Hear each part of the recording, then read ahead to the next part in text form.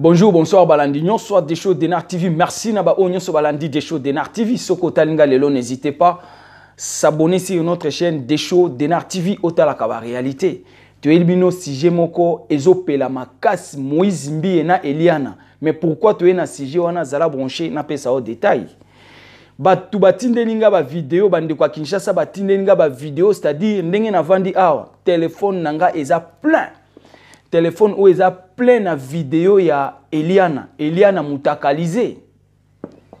Eliana mutakalize, mais Eliana za mutakalize ndenge ni zala branché to qu'est-ce qu'on a pensé la vérité. Na l'accès aux vidéos au monde ndenge ni Eliana za mutakala na kati ya vidéo et puis vidéo na anda osa ilango nani.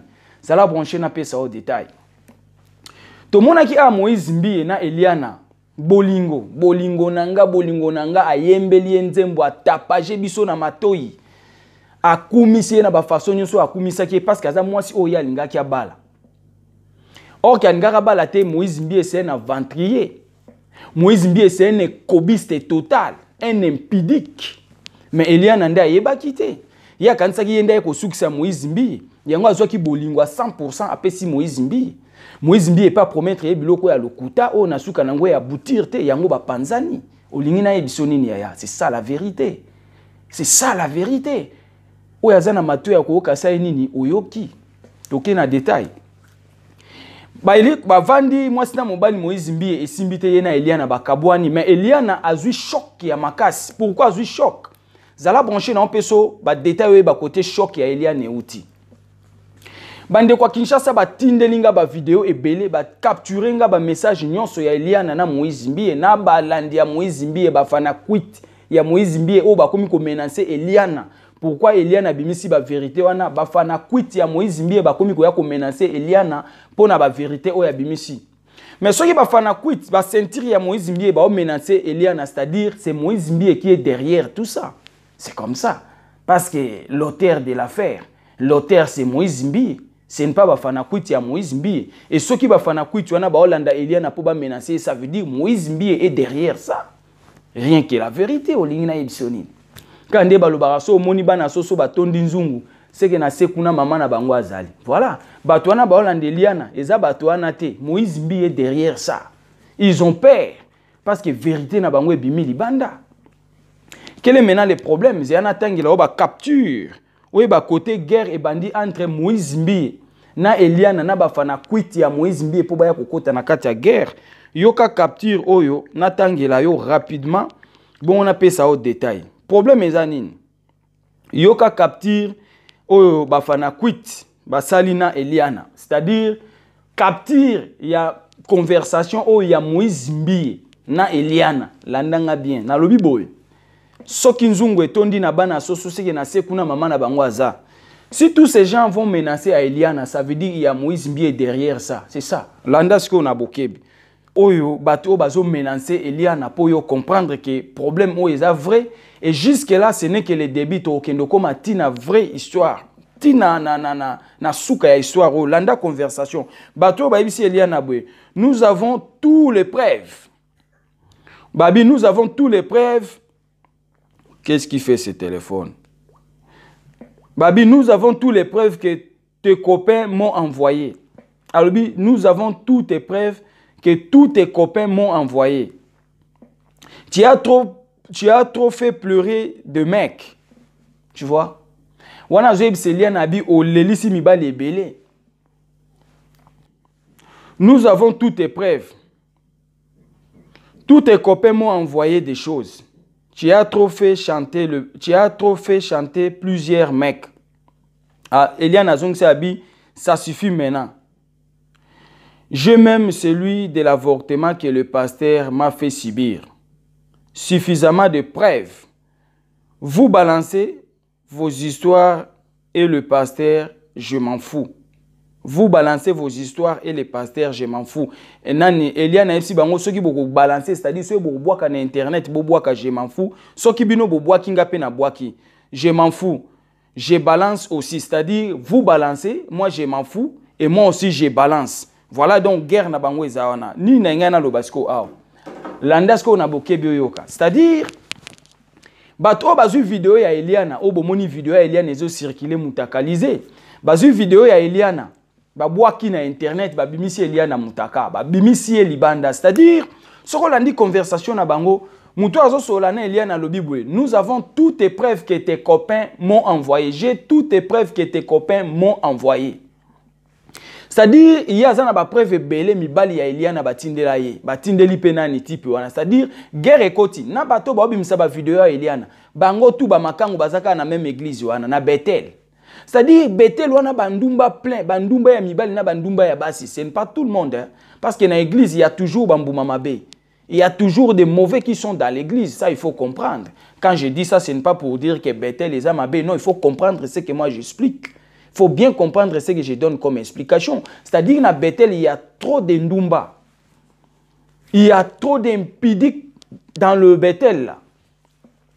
Baza est belé, c'est-à-dire, bango on a quand on a babimisi vidéo ya Eliana, ya kindumba na bango bando ça la babwa ki na internet. Yango Eliana lobi boy. Soki bino bobwa ki wana, ngape na kobwaka ya nani ya pasteur Moïse Mbi. Alobi par contre, il m'a fait avorter.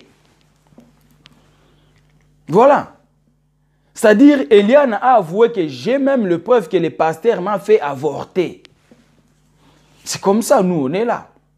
C'est-à-dire, qu'est-ce que nous allons dire par là? Au moins, une vidéo ya Eliana, on nenge bimielo ni nengena loba. Na Eliana, na pasteur Moïse Mbi, bango tout ba ekobiste, bango tout batu ya ekobo, bango tout batu ya impudicité, tu vois? Parce que na Eliana, vidéo wana o azo sa na douche. Azo longola bilamba ninga azo mifina malombo biloko azo sala simbi malombo na ye abaluki na sima ningisi kumfundu basero bazoya kokosa biso komona ye le dimanche avec le micro chanté. Or les aventuriers total bana basio ba aventurière total komona Eliana ndenge ozomona ye wana tu peux pas croire que aza mwasi akokosa biloko abongo yango ozomona ba fille mingi baza tout autour ya Moïse Mbi na Bethel wana bandumba ya Moïse Mbi. Ils sont là que pour l'impudicité. Et Moïse Mbi qui est là, il ne fait pas le service de l'Éternel, il ne fait pas le service de Dieu. Tous ces filles-là qui sont entourées de Moïse Mbi à Bethel, ils sont là que pour l'impudicité, ils sont là que pour faire l'impudicité avec les pasteurs Moïse Mbi. Et Moïse Mbi est là conscient, il sait qu'il ne sert pas l'Éternel, il est là pour son intérêt, il est là pour l'intérêt de son ventre, il est là pour l'intérêt d'argent. C'est rien que ça, yaya. Olinto ebisonine. Eliana lelo koloba ke non, Moïse Mbi a longola ki yo mwana. Oui, à faire avorter yo. Mais na yo moko pe Eliana po ba ke longolo zemi wana na ndimite ke Moïse Mbi akanga ki yo na ba chaîne, aki na pas docteur ba longolo yo mwana na libumu non. Tu as eu l'accord avec Moïse Mbi pour aller avorter.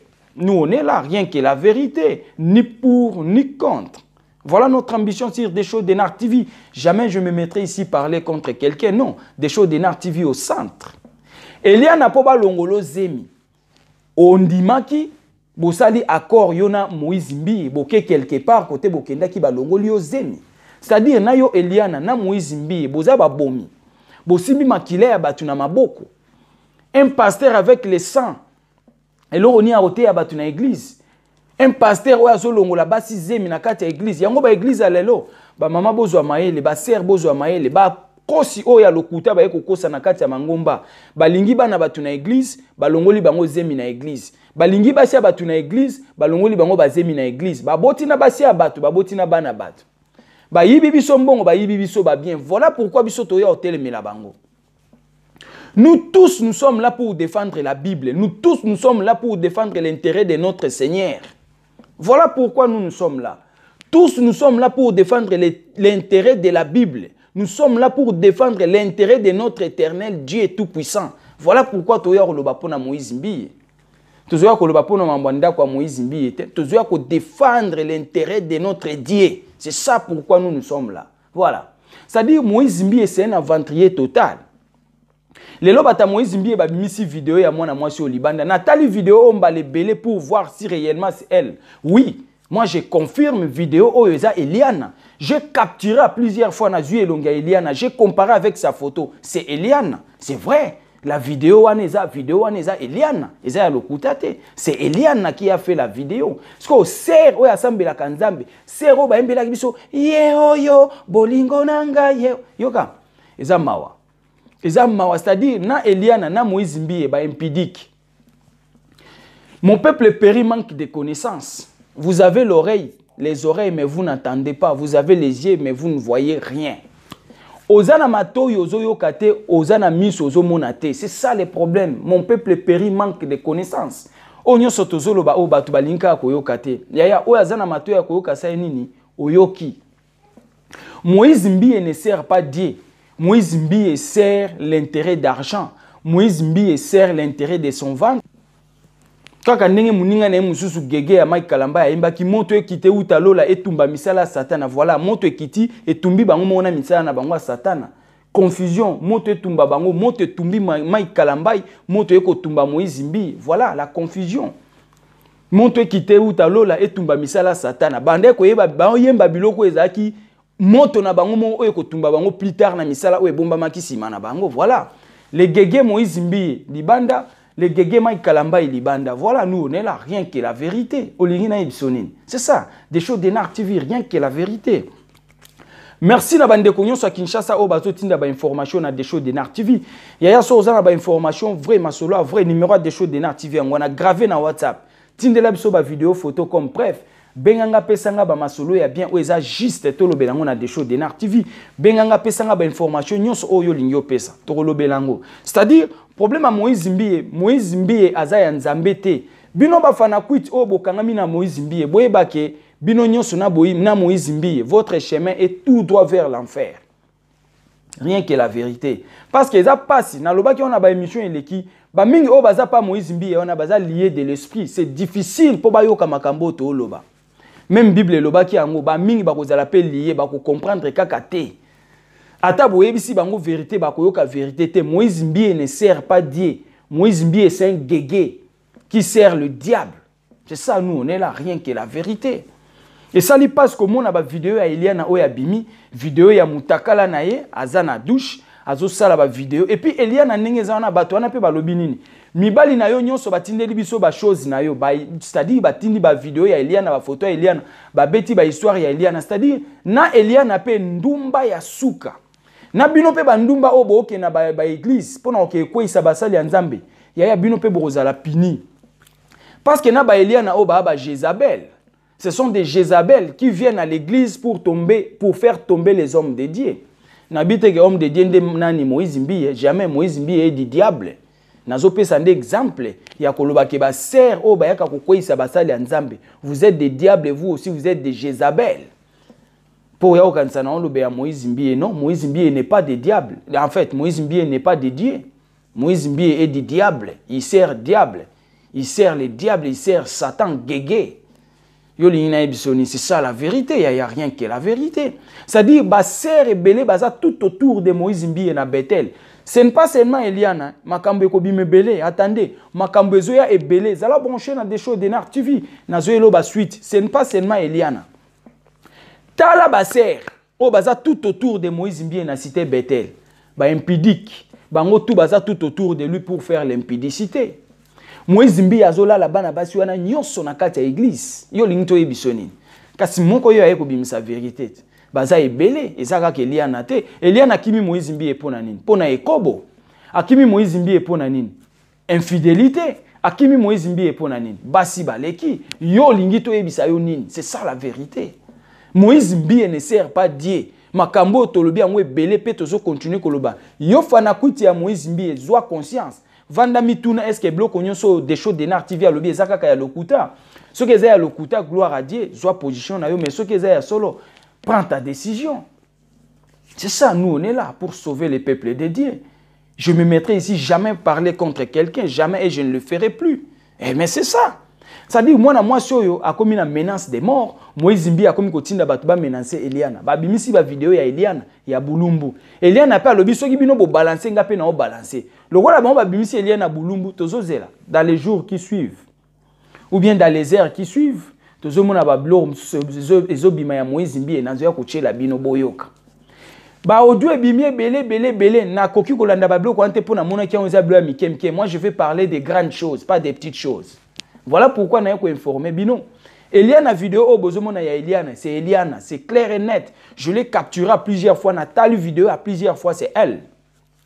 Bata Moïse Mbie basi balaka que nous avons toutes les choses to balancer à l'internet. Il y a aussi bango bo balancer, ngapé na ko balancer bino. Moi j'ai même plus de preuves, voire même il y a avortement au pasteur Moïse Mbie à Salisa Kinga. C'est-à-dire Moïse Mbie à Salisa il y a un avortement. Un pasteur avec le sang humain na maboko na ye. Un pasteur qui a le sang à ses mains, azote ya nini na église. Un pasteur avec le sang dans le main, azoko kwa isa batu na église na façon nini. Zwa kaka ndengo za na zwa lupangu. Kaka ndengo zo sote wana zwa ndaku. Na senga kiboya ata moko amona ni. Kasi na okosa il fallait boyati. Bolo ba ki frère wana zo kosa tala biso batu tozwa ki mapangu biso yo. Tala biso batu tozwa ki bandaku biso yo. Bobima na bengi gute bete na bi moko kaka se présenter na télé. Ayebisa biso ke ngata balobaka azwa. Na zwa kandaku moko kaka amona nite. Na sengi moko oyo azwa ki lopango abima amona nite. Moko oyo azwa ki voiture amona nite bazo kosa bino. Mon peuple périt manque de connaissances. Vous avez des oreilles mais vous n'entendez pas. Vous avez des yeux, vous avez les yeux mais vous ne voyez rien. Atato lobby, vos esprits sont liés quelque part. Borosuka kaka ndengwana borotika la pe kondimate. Et ça lui passe. Moïse Mbie c'est un impudique. Moïse Mbie ne sert pas Dieu. Moïse Mbie sert son ventre. Moïse Mbie sert son maître, le diable. Nous, on est là rien que la vérité. Olingina Ibsaonin. Des choses d'Enar TV, vérité sur vérité. Nous, on est là. Et ça, les gens passe na soni yaya, zala brancher sur des choses d'Enar TV. Soko tanga le lomba alboso, n'hésitez pas à s'abonner sur notre chaîne. Olanda ba émission abiso. Et zala qui a nos humble serviteur. L'homme de bonne foi, zala brancher émission Moussouza Koya. Ciao.